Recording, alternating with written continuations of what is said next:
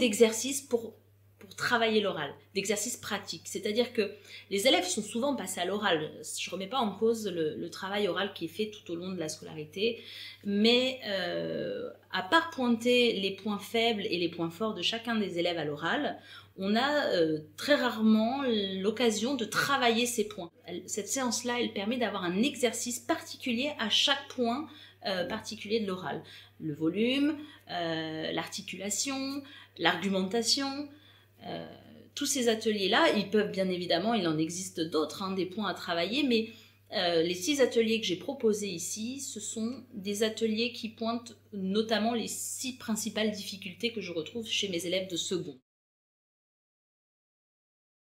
Le but de l'exercice, c'est de bien montrer aux élèves l'importance d'articuler chaque mot pour se faire bien comprendre et bien entendre.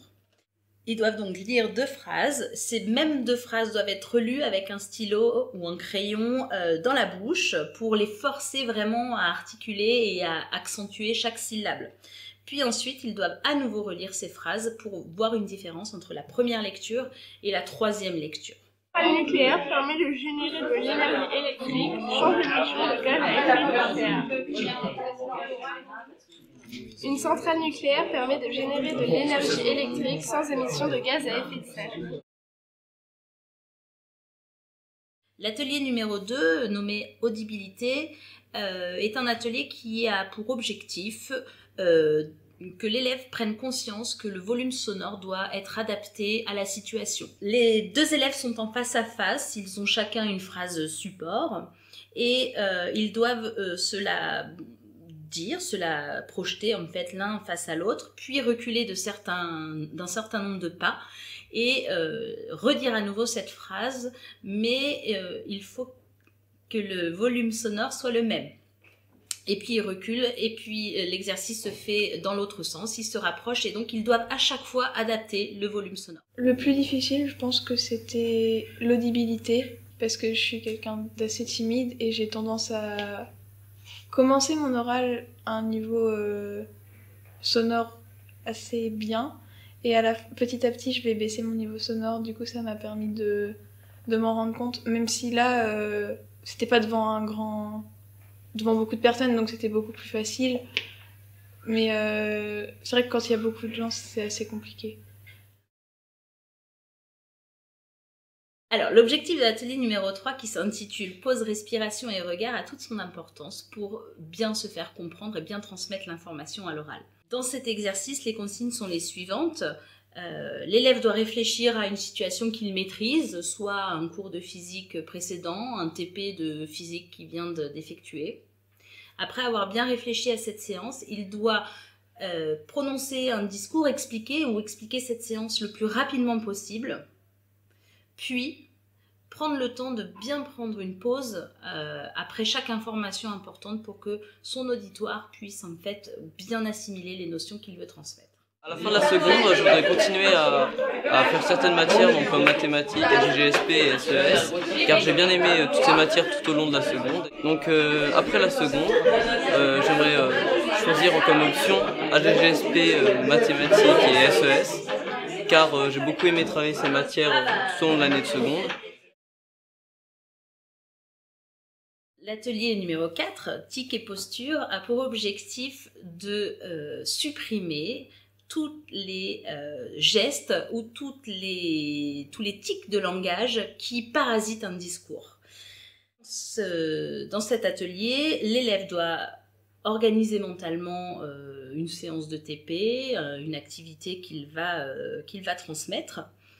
Et il va donc devant son auditoire raconter cette séance de TP ou cette activité.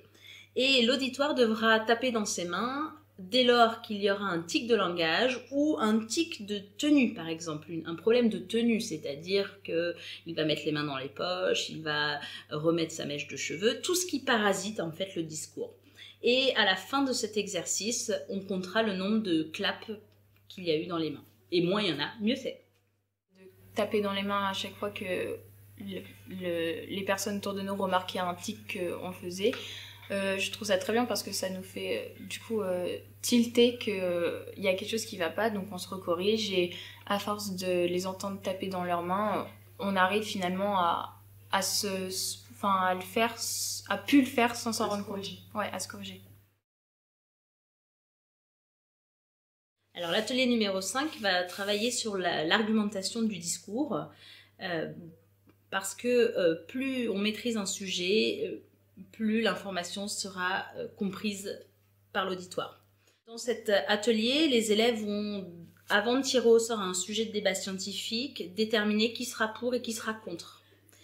Après avoir tiré au sort, ils vont réfléchir à quelques idées qu'ils pourraient avancer et se mettre dos à dos pour ne pas être parasités justement, pour ne pas convaincre par la gestuelle, par le corps, mais uniquement par les mots qu'ils vont communiquer. Tu pourrais la partager afin que d'autres personnes puissent en profiter pour guérir de quoi que ce soit.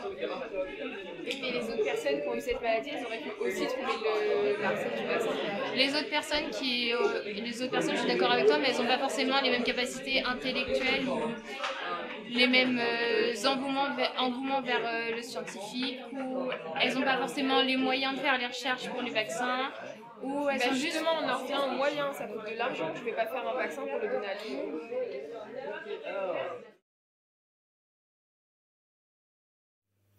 Alors l'atelier numéro 6, c'est un atelier qui permet de travailler l'organisation d'un discours. On s'aperçoit que les élèves très souvent préparent énormément l'introduction, voire l'apprennent par cœur.